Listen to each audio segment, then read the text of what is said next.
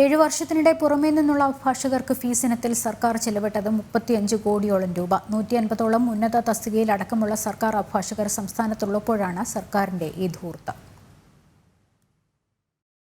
2016 May മുതൽ 2021 April വരെ വിവിധ കേസുകളിൽ സർക്കാർ ഭാഗം വാദിക്കുന്നതിനായി പുറമേ നിന്നുള്ള അഭിഭാഷകർക്ക് നൽകിയത് 6,31,40,000 രൂപ. 2016 മെയ് മുതൽ നാളിതുവരെ 28,39,00,000 രൂപ നൽകിയിട്ടുള്ളതായും വിവരാവകാശ രേഖകൾ വ്യക്തമാക്കുന്നു. 7 വർഷത്തിനിടെ ഏതാണ്ട് 35 കോടിയോളം രൂപ ഈ ഇനത്തിൽ ചിലവാക്കി.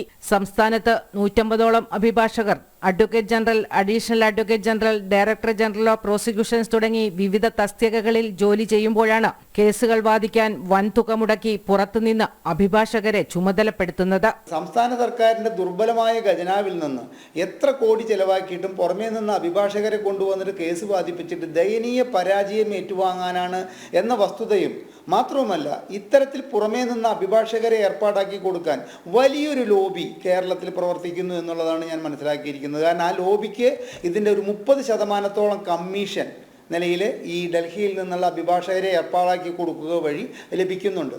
ക്രൈംബ്രാഞ്ച് കേസെടുത്തത് ചോദ്യം ചെയ്ത ഇഡിക്കെതിരെ വാദിക്കാൻ സർക്കാർ ചിലവാക്കിയത് 70 ലക്ഷം രൂപയെന്ന് വിവരാവകാശ രേഖകൾ വ്യക്തമാക്കുന്നു.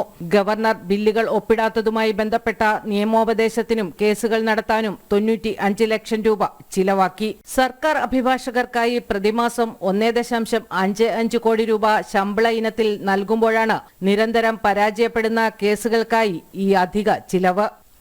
ജനം, കൊച്ചി.